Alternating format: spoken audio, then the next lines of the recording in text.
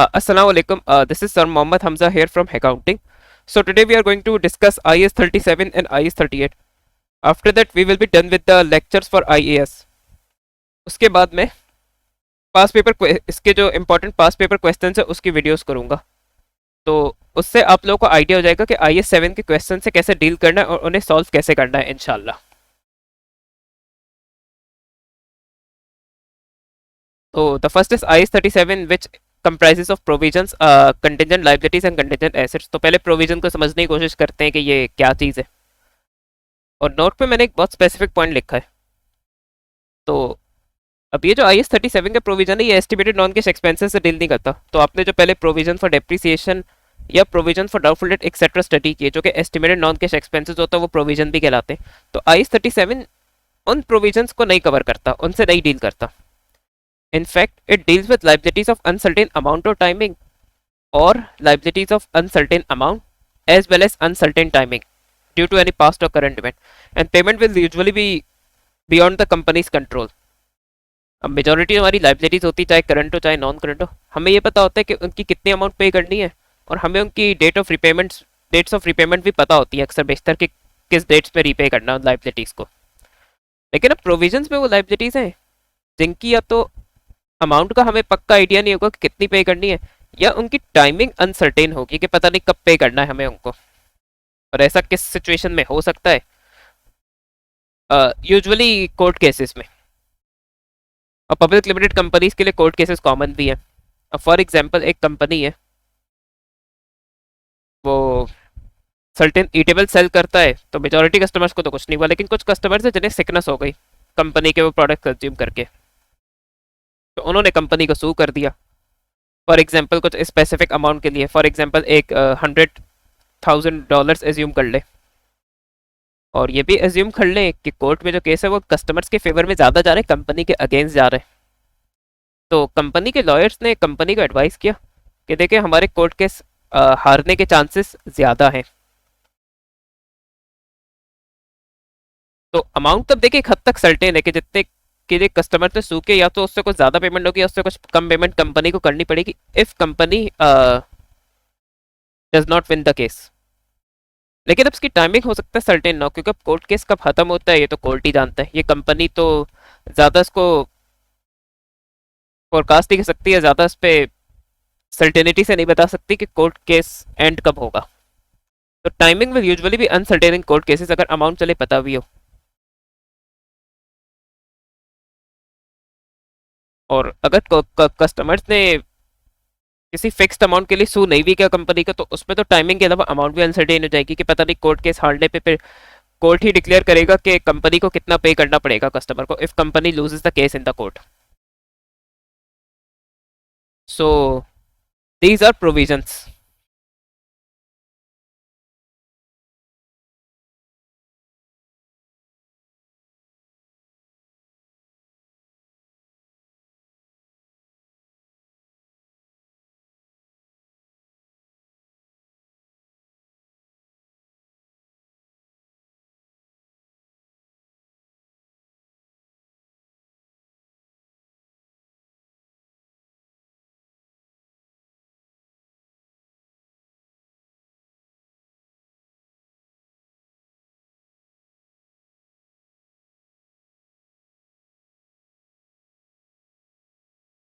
अब provision company के financial statements पे एडजस्ट होता है।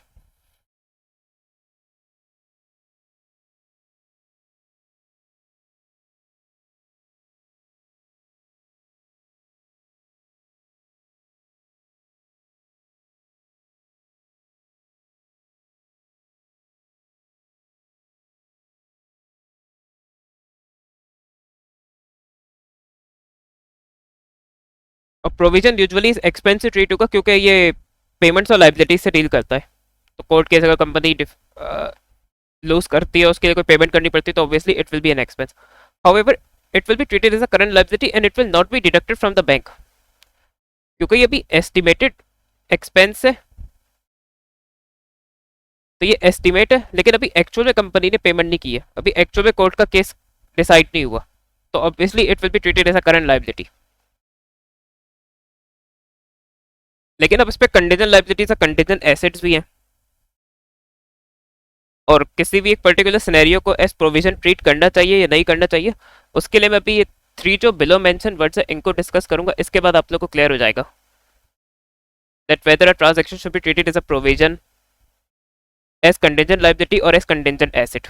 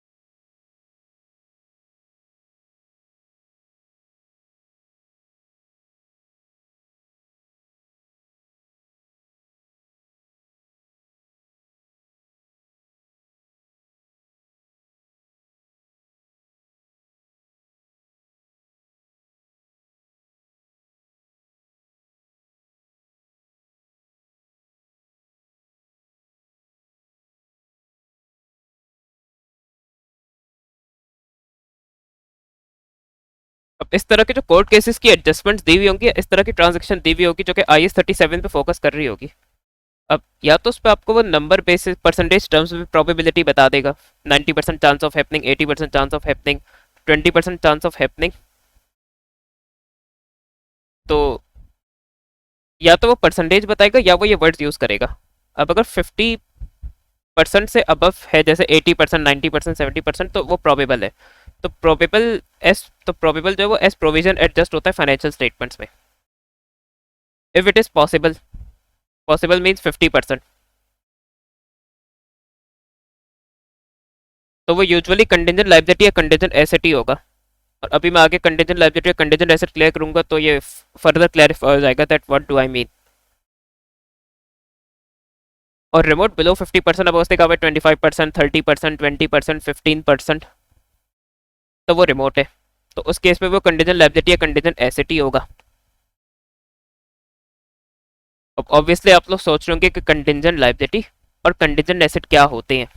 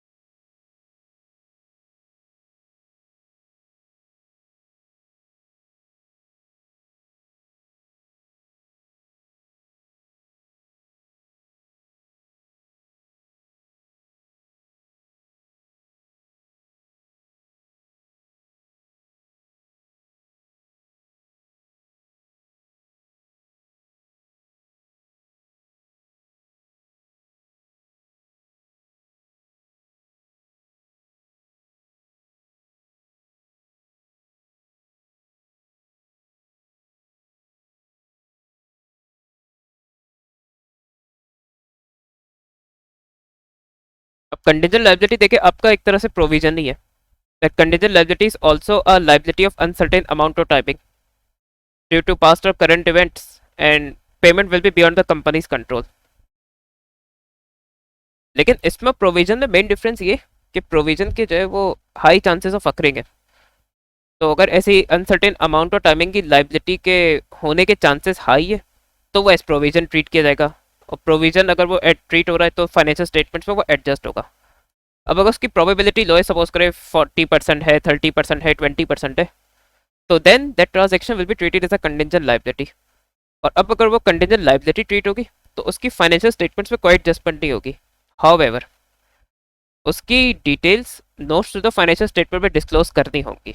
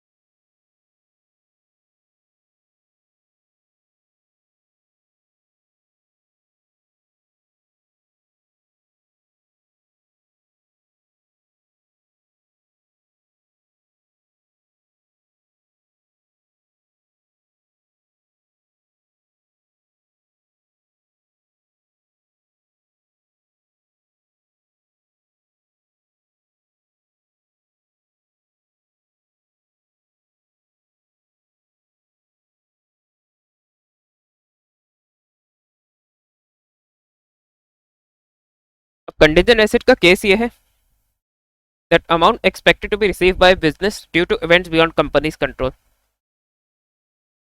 फॉर एग्जांपल कंपनी के ट्रेड रिसीवर्स और अदर रिसीवर्स होते हैं, तो उसमें अमाउंट और टाइमिंग सर्टेन होती है कि कितनी अमाउंट रिसीव करनी है और किस टाइम में रिसीव करनी है, क्रेडिट कस्टमर से या due to any other source of income, for example rent.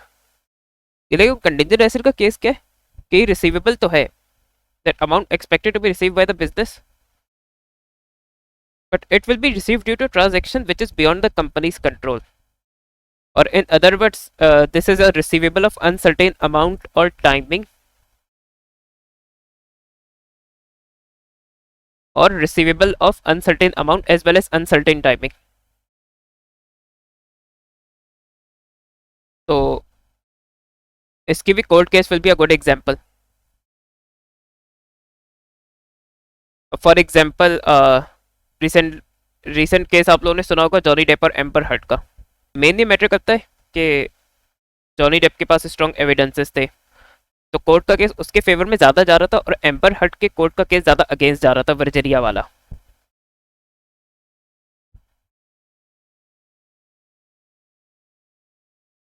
तो जैसे जॉनी डेप देख रहा है कि फेवर कोर्ट के उसके फेवर में ज्यादा जा रहे हैं, तो इसका मतलब उसके एम्बर हर्ट से if he wins the case तो उसके अमाउंट रिसीव करने के चांसेस ज्यादा है।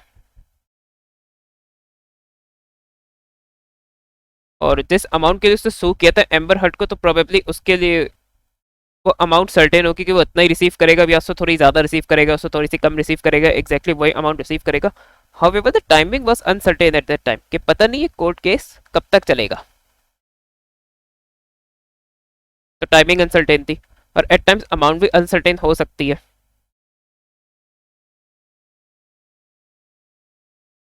फॉर एग्जाम्पल ये हो सकती है कि वही एग्जांपल अगर ले ले कि कस्टमर ने कंपनी को सू किया था क्योंकि उनको सिकनेस हो गई थी कंपनी के प्रोडक्ट्स कंज्यूम करके, लेकिन अब कोर्ट में फॉर एग्जांपल कंपनी के फेवर में ज्यादा जा रहा है केस और कस्टमर्स के केस अगेंस्ट जा रहा है, तो इसमें हो सकता है कंपनी के लिए कस्टमर से कुछ अमाउंट रिसीव करने के चांसेस हो if company wins the case. तो उसमें अमाउंट और टाइमिंग दोनों अनसर्टेन भी हो सकती है कि पता नहीं कितना रिसीव करेंगे और कब रिसीव करेंगे, क्योंकि कोर्ट केस पता नहीं कब खत्म होगा। तो ये हो गया कंटिजेंट एसेट।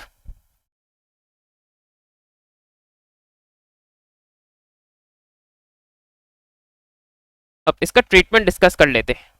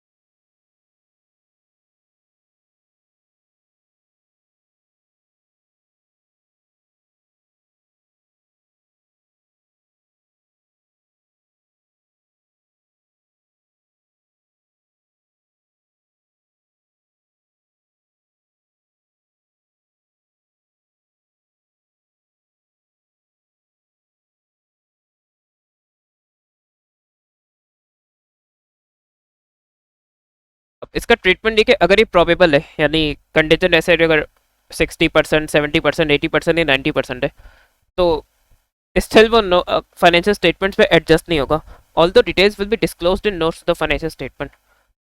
और अगर ये कंटीजेंट एसेट पॉसिबल या रिमोट है, तो ना ही ये एडजस्ट होगा फाइनेंशियल स्टेटमेंट्स पे, ना ही notes to the financial statements में इसकी डिटेल्स डिस्क्लोज की जाएंगी।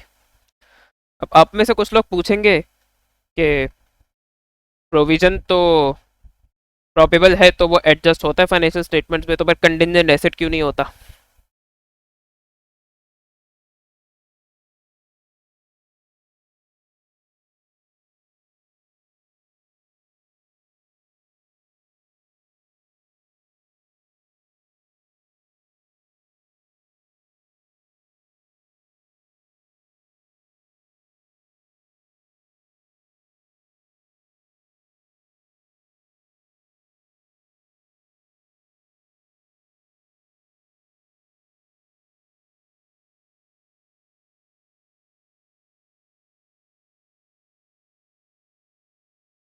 मेन रीजन जो कंटिजेंट एसेट्स एडजस्ट नहीं होते इवन अगर वो प्रोबेबल भी हो, तो मेन प्रूडेंस कॉन्सेप्ट है उसका रीजन। क्योंकि प्रूडेंस कॉन्सेप्ट कहता है कि हमें सिर्फ उन रिसीवेबल्स या इनकम को एडजस्ट करना चाहिए जो कि अर्नड है एक्चुअल में। तो ये सॉर्ट ऑफ एस्टिमेटेड है रिसीवेबल या income, that's why it will not be adjusted in financial statements even if contingent assets are probable.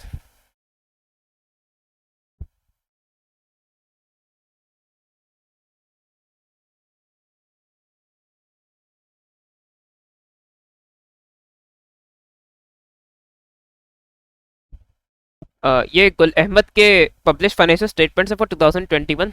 तो उसमें मैं दिखाना चाहूँगा हाउ कंपनी अप्लाइज IAS 37। तो एक्चुअल कंपनी सब statement of financial position mention करती है कंटिजेंसीज और कमिटमेंट, और उसके साथ 14 लिखा हुआ है। That 14 is actually the note number. तो इसका मतलब notes to the financial statement में हमें नोट नंबर 14 चेक करना है जाके इसके लिए। तो वहाँ से एक दो एग्जाम्पल्स में आप लोग कहूँगा, आप लोग क्लियर हो जाएगा how company deals with IAS 37।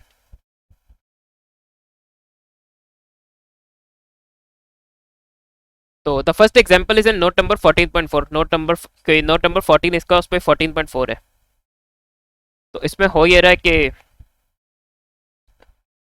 City district ने कंपनी से डिमांड की थी कि वो ग्राउंड रेंट पे करे, और वो इस पर कंपनी वो अनजस्टिफाइड डिमांड है।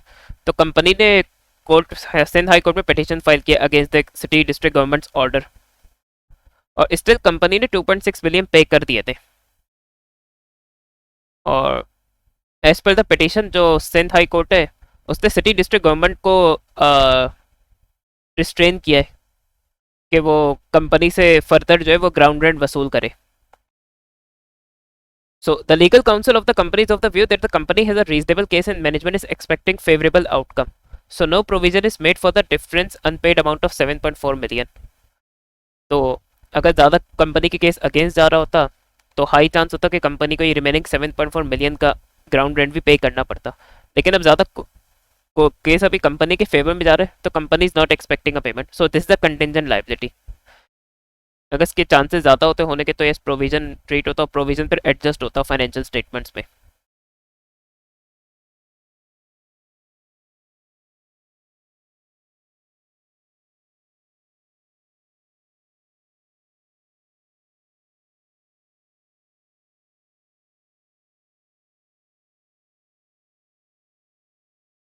फिर 14.10, this is an example of contingent asset. तो इस पर टैक्स रिफंड्स का केस है। Tax credit here means tax refunds.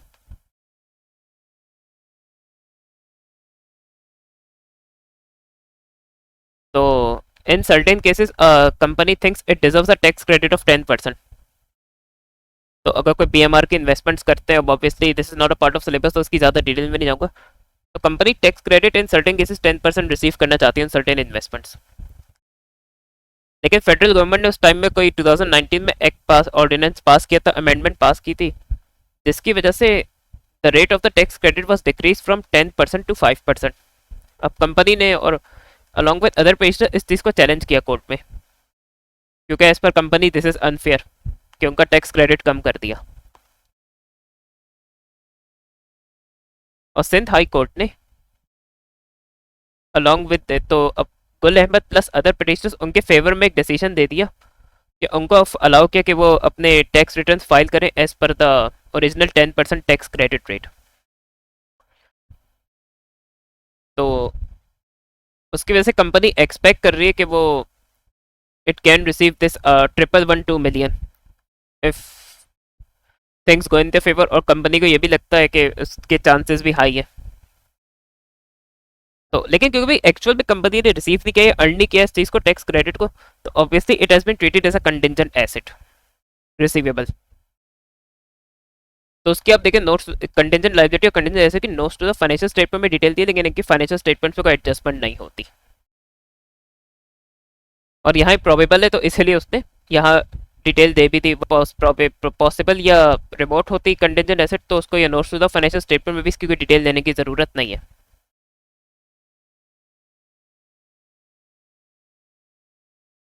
तो now IS 38 deals with intangible assets.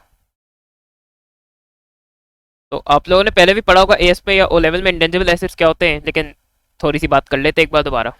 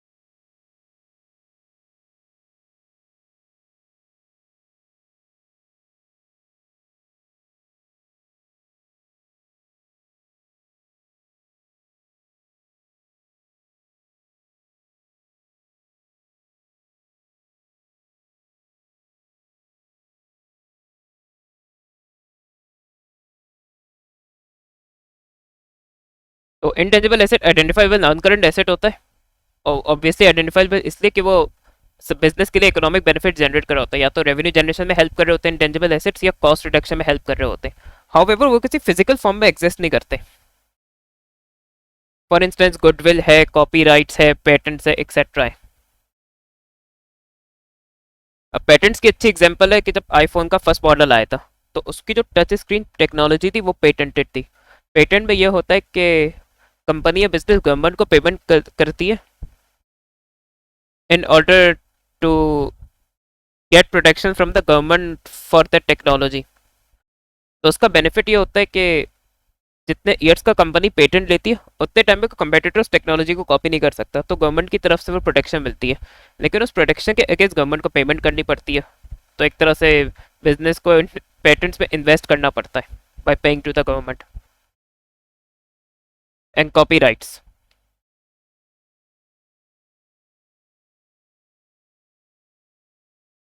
अब कॉपी राइट्स की अच्छी एग्जाम्पल है midnight club 3, one of the best racing games, a masterpiece, because I am a gamer. तो अब उसमें जो एक्चुअल आर्टिस्ट है ना, एक्चुअल जो म्यूजिक आर्टिस्ट है, उनके काफ़ी आर्टिस्ट का जो है वो जो म्यूजिक है वो उसमें लाइसेंस किया गया था for use in the game. तो फॉर एग्जांपल आपका मैनी फ्रेश है, लिल वेन है, शॉन पॉल है, पिटबुल है, स्टीरियोफोनिक्स का बैंड है, नाइन ब्लैक एल्प्स का बैंड है। तो इनके जो एक्चुअल सॉन्ग्स है वो गेम में लाइसेंस किए गए थे for use in the game. तो उसके लिए ऑब्वियसली रॉकस्टार गेम्स ने इन म्यूजिक आर्टिस्ट को पेमेंट की थी, so that they can use the music of these artists in their game. So that is an example of copyright. तो अगर किसी का म्यूजिक मुझे अपने किसी पीस ऑफ वर्क में यूज करना है जो कि किसी और आर्टिस्ट को बिलोंग करता है, तो उसके लिए उस आर्टिस्ट को पेमेंट करनी पड़ती है, दैट इज कॉपीराइट।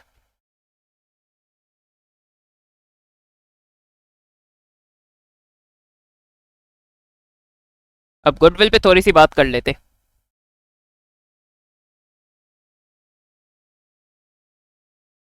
अब गुडविल आप लोगों ने पहले भी स्टडी किया होगा एएस में, या अभी परचेज ऑफ बिजनेस पढ़ा होगा तो उस पर स्टडी किया होगा.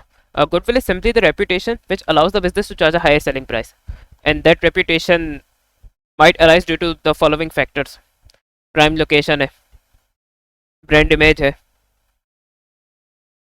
प्राइम लोकेशन का एग्जांपल है कि एक बिल्कुल नॉर्मल इलाके में रेस्टोरेंट है, तो ऑब्वियसली उसके सेलिंग प्राइसेस लो होंगे. और कोई जमजमा, दो दरिया, या किसी फेमस या सेंट्रल एरिया में कोई रेस्टोरेंट लोकेटेड है, तो it's in a position to charge higher selling prices. Brand image, उसकी सबसे अच्छी एग्जांपल्स एप्पल और सैमसंग है, क्योंकि स्पेसिफिक ब्रांड इमेज है, उसकी वजह से they can charge high selling prices for its phones, for their phones, sorry. Quality of staff, इसकी अच्छी एग्जांपल है कि जो टॉप के कॉलेजेस हैं या कोचिंग्स हैं ओएनए लेवल्स के, तो उनकी एक मार्केटिंग ये भी होती है that we have very experienced competent staff in our coaching as teachers. तो obviously because of that they charge higher selling prices इनके, और in other words higher fees from students.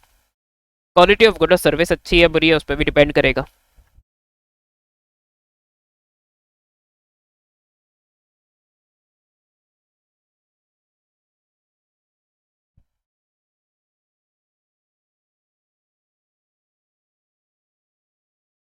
Now the main thing is के there are two types of goodwill, purchase goodwill and in और inherent और internally generated goodwill.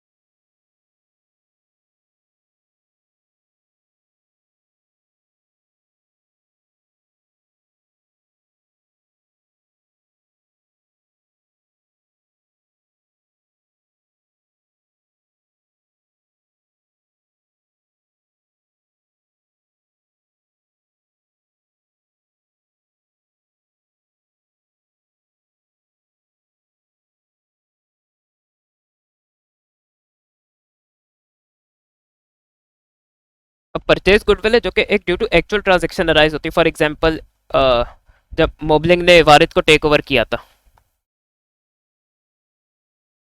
या एक gamers है उन्होंने example सुना कि माइक्रोसॉफ्ट ने जब उसको एक्टिविजन को और बेथेस्डा को एक्वायर किया था, तो actual transaction actual take over की वजह से जो गुडविल अराइज होगी. अब इसकी further detail purchase of business के चैप्टर में, तो वो जब परचेज ऑफ बिजनेस की वीडियोस बनाऊंगा तो उस पर डिस्कस करूंगा. तो परचेज गुडविल अगर है तो that will B adjusted in companies financial statements. And another is inherent internally generated goodwill. तो अकाउंटेंट जो फैक्टर्स अफेक्टिंग गुडविल है इनको इवेलुएट करके एक वैल्यू एज्यूम कर लेता है गुडविल की. तो पार्टनरशिप की तो मर्जी है कि ऐसी गुडविल को रिकॉर्ड करे ना करे, but a limited company can not record such goodwill in its financial statements. तो कंपनी ने अगर बाय मिस्टेक या due to any reason internally generate goodwill को रिकॉर्ड किया, तो हमें उसे रिमूव करना है फाइनेंशियल स्टेटमेंट से.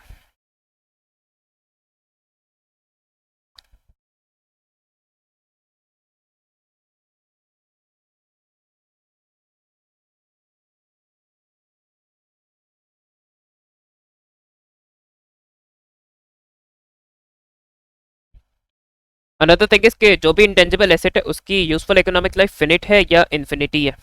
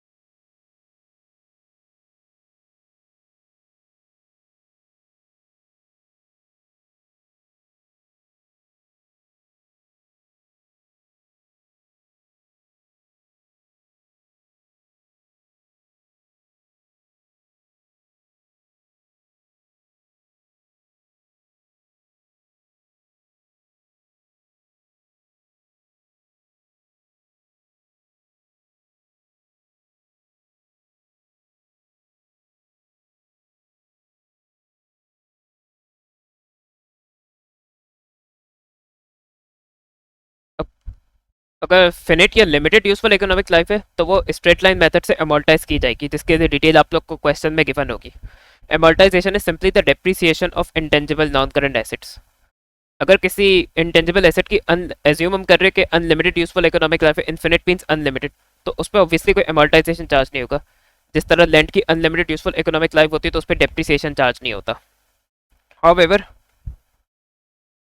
Because this is a very wild assumption, तो ऐसी एजम्पशन तो अगर किसी इंटेंजिबल एसेट के लिए हमने unlimited useful economic life assume की है, तो उसका हम हर अकाउंटिंग ईयर के एंड में रिव्यू करेंगे that whether such assumption is accurate और if conditions have change in the market और इन इंडस्ट्री एक्सेट्रा और in the economy, so such assumptions need to be change. तो ऐसे इंटेंजिबल एसेट को उसकी क्लासिफिकेशन हम अनलिमिटेड यूजफुल इकोनॉमिक लाइफ से limited useful economic life में भी चेंज कर सकते हैं अगर कंडीशंस चेंज हो गई हैं तो यानी कि एक बार एज्यूम कर ली अनलिमिटेड यूजफुल इकोनॉमिक तो उसको चेंज नहीं कर सकते, चेंज पॉसिबल है और वही change as per I as it justified होना चाहिए। It means the financial results, the changes will result in more reliable and more relevant information in the financial statements.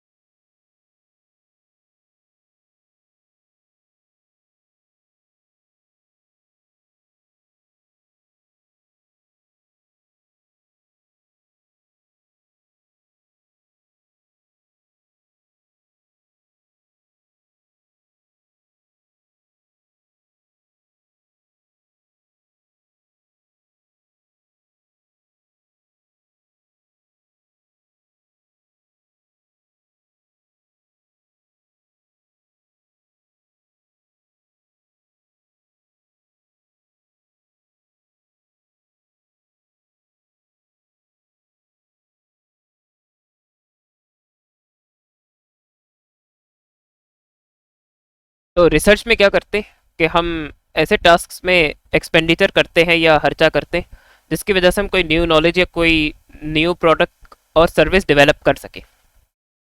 तो research will always be treated as an expense as per IS 38,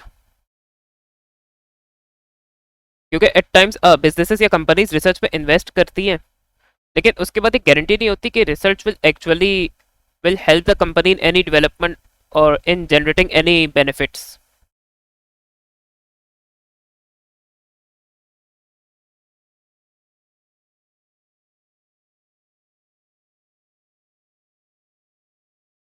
तो this is an example of research.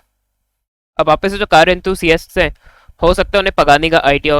Pagani is an Italian super car manufacturer, तो इसे specific clientele के लिए obviously super cars बनाते हैं।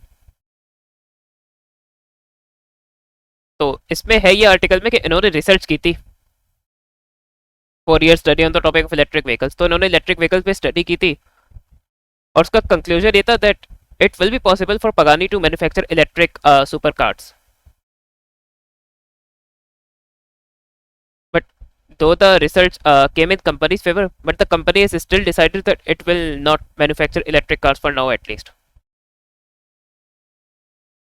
क्योंकि company ये बिलीव करती है कि जो पेट्रोल की कार में, यानी super car which runs on petrol, तो उस पर जो कस्टमर को ड्राइविंग का एक्सपीरियंस मिलता है वो उसे इलेक्ट्रिक कार में मिल नहीं सकता।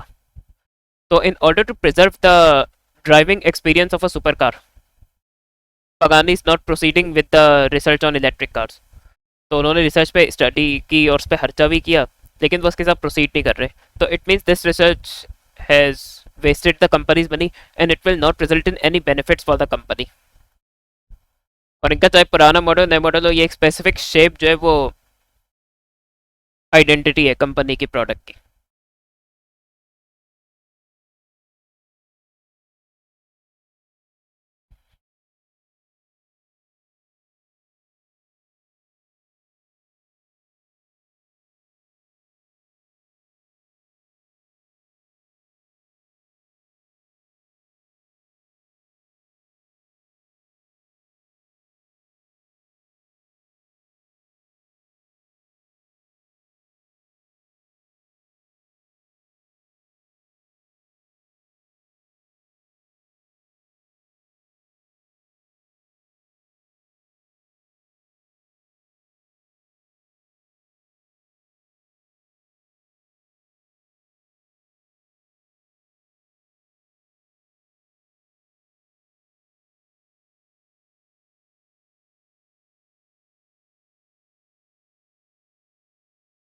अब डेवलपमेंट में क्या होता है कि हम रिसर्च को यूज करके प्रोडक्ट या सर्विस बनाने की कोशिश करेंगे, और we will try to develop a thing which will allow the company to generate economic benefits.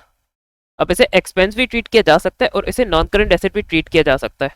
However, there is a criteria which needs to be met if a such development expense is to be treated as a non current asset. तो उस पर बात कर लेते।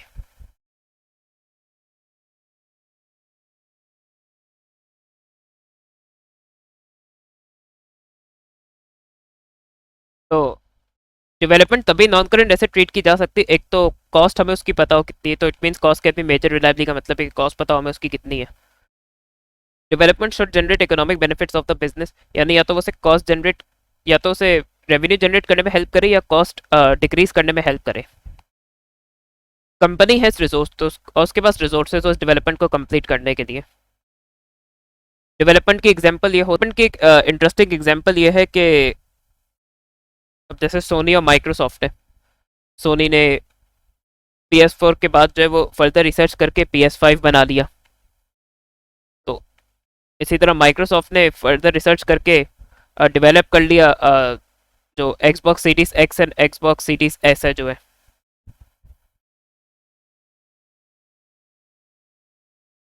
और even वो companies जिन्होंने research करके जो है वो सॉलिड स्टेट ड्राइव बनाई और हार्ड डिस्क को ऑब्सोलीट कर दिया। क्योंकि हार्ड डिस्क में इशू ये कि करंट जो विंडोज़ है और जो करंट एप्स वगैरह हैं, तो हार्ड डिस्क उनको स्लो प्रोसेस करता है, तो वो हार्ड डिस्क में स्लो वर्क करती है बहुत। मेरे SSDs में वो फास्ट रन भी करती हैं, फास्टर लोडिंग टाइम्स है और इम्प्रूव परफॉर्मेंस है एप्स की और विंडोज़ की। तो एक तरह से SSDs ने हार्ड डिस्क को ऑब्सोलीट कर दिया।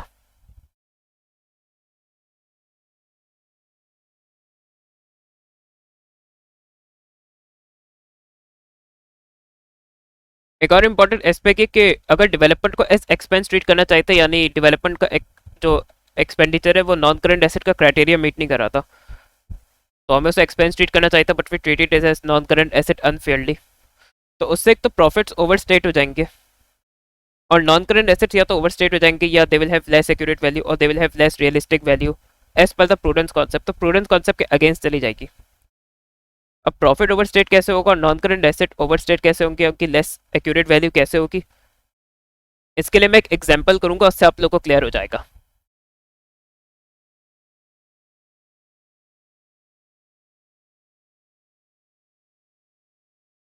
Now, for example, a company wants to develop a prototype car which will cost 100,000. The company resources to complete development, but the directors still treated it as non-current asset and amortized it over 10 years useful economic life by the straight line method.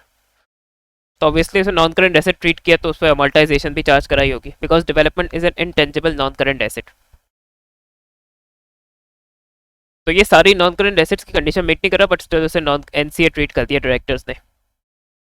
तो अब हम ये understand करने की कोशिश करेंगे कि how this is overstated profits and non current assets.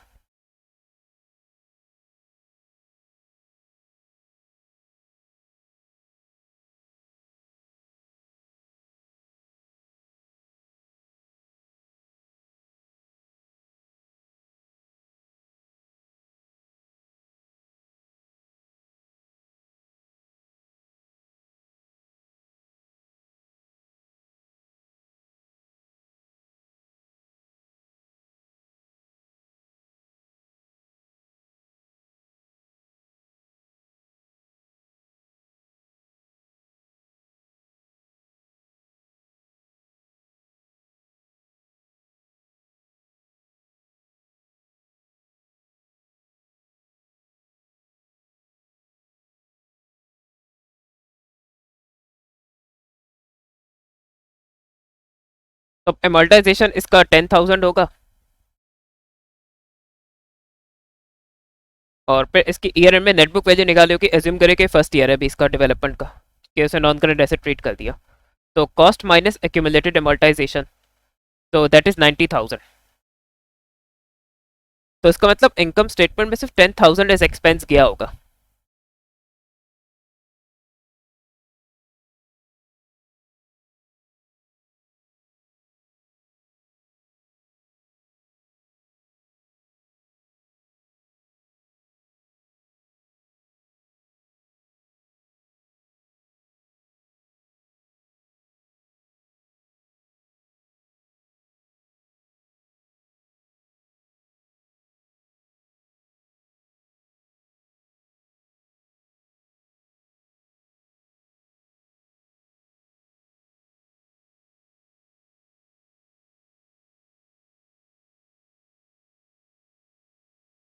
अब अगर इसको एंटायर अमाउंट को एक्सपेंस ट्रीट करता तो पूरा एंटायर 100,000 एज एक्सपेंस ट्रीट होता।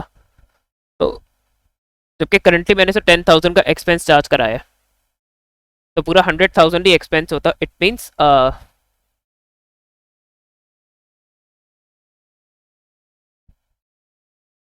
so expenses are 90,000 lower, so it means profits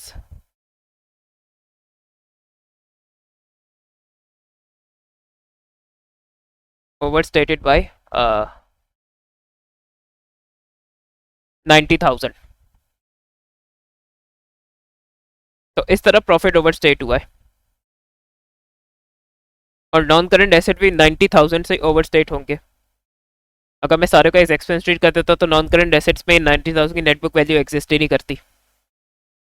तो आई होप सो आप लोगों को क्लियर हो गया होगा दैट हाउ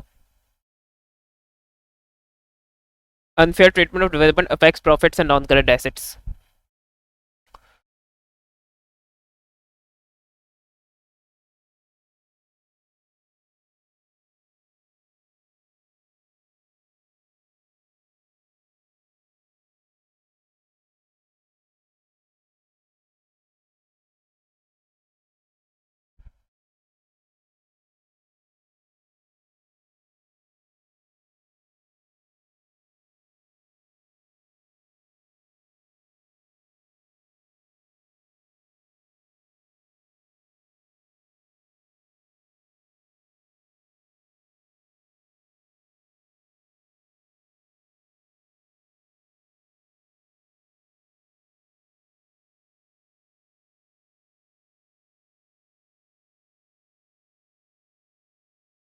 और लास्ट थिंग ये है कि जो इंटेंजिबल एसेट्स है सारे जो कंपनी ने एडजस्ट किए अपने फाइनेंशियल स्टेटमेंट्स में, उनका ईयर एंड में इम्पेयरमेंट रिव्यू भी होगा, क्योंकि ये भी नॉन करंट एसेट का ही पार्ट है।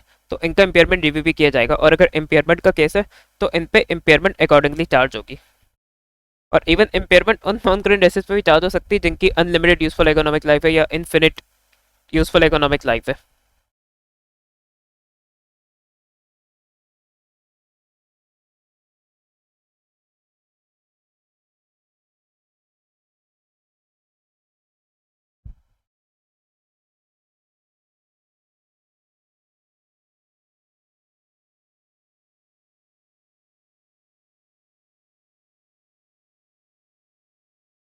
तो हम एक स्मॉल एग्जांपल करेंगे जिससे आप लोग को इंटेंजिबल एसेट्स की सर्टेन कॉमन कैलकुलेशंस क्लियर हो जाएंगी, क्योंकि इतना फ्रीक्वेंटली टेस्ट नहीं होता। और research and development it has just been tested in November 2021। वो भी थ्योरेटिकली टेस्ट हुआ था कि डेवलपमेंट को एज एक्सपेंस ट्रीट करना चाहिए, नॉन करंट एसेट ट्रीट करना चाहिए। तो इसलिए मैंने ये एग्जांपल बनाई कि आपको उसकी कॉमन कैलकुलेशंस क्लियर हो जाए। E Limited has acquired computer software during the year for 100,000. It's supposed to use for useful economic life of 10 years. Moreover, it also has copyrights for its digital content having cost of 9,000, and it is supposed to have unlimited useful economic life. Calculate amortization charge for computer software. Obviously, उसकी limited useful economic life है तो उस पे amortization charge होगा. So it will be simply 100,000 divided by 10.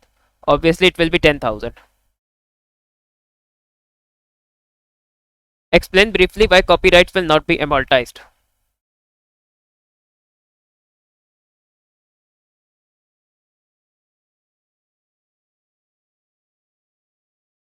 Because simply they have unlimited useful economic life.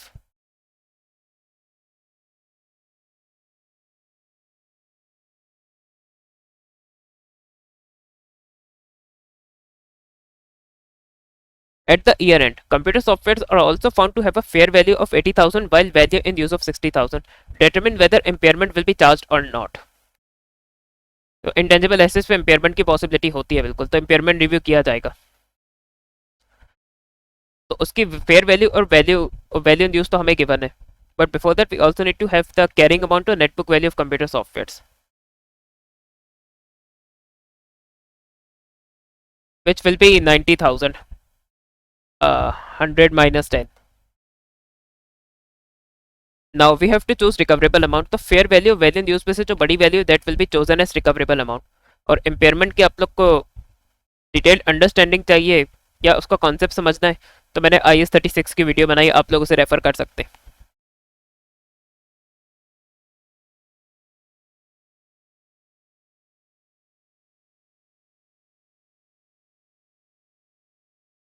तो here fair value will be chosen as recoverable amount.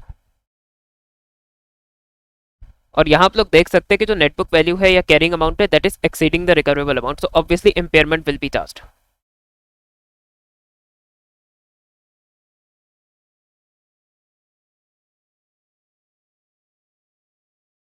Impairment calculate करनी हो तो that is the net book value और carrying amount minus the recoverable amount, impairment आ जाती है।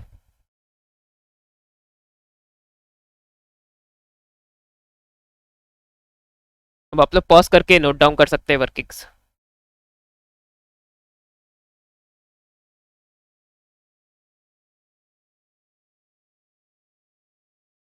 Now part D. Copyrights also do have a fair value of 5,000 while value in use is 8,000. Calculate impairment. अच्छा, अब इसकी अनलिमिटेड यूज इकोनॉमिक लाइफ है तो उसमें अमोर्टाइजेशन चार्ज नहीं हो रहा। तो ऐसे केस में आपको impairment instead of net book value या कैरिंग अमाउंट कॉस्ट को ही यूज करके निकालती है। सो पार्ट डी तो हम रिकवरेबल अमाउंट चूज कर लेंगे, तो it this now value in use will be the recoverable amount for copyrights.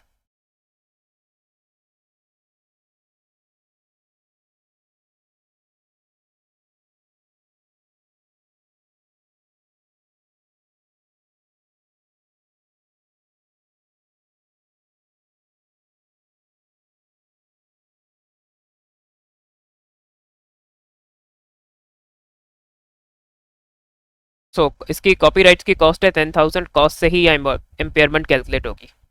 Recoverable amount 8,000 है। Now cost is exceeding the recoverable amount, so obviously impairment of 2,000 is going to be charged.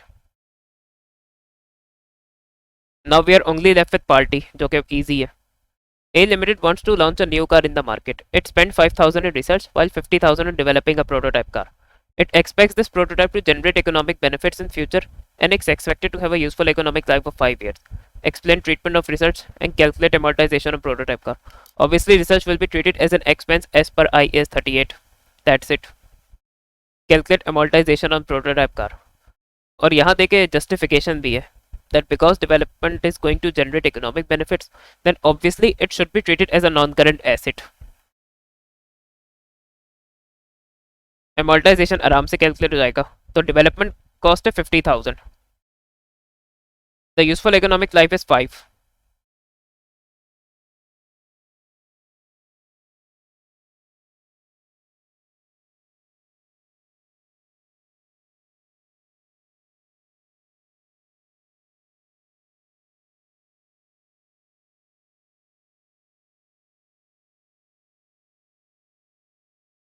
तो I hope so आप लोग को IS37 और IS38 clear हो गया होगा।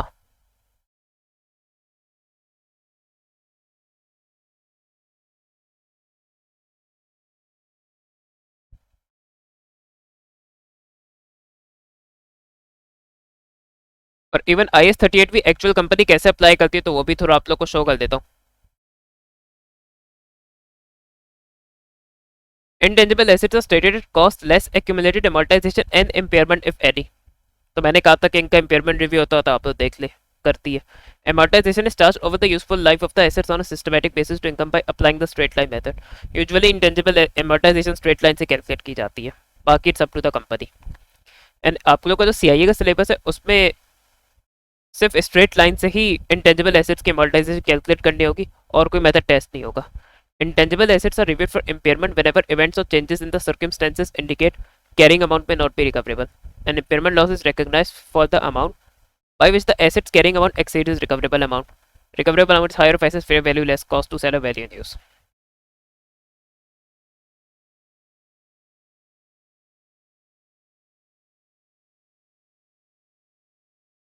ये भी आप लोग देख सकते हैं डेप्रिसिएशन एंड अमोर्टाइजेशन डिस्ट्रीब्यूशन और एडमिन एक्सपेंसेस में कम।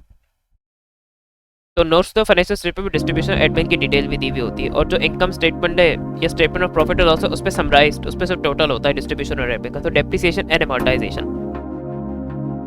Even in admin, depreciation and amortisation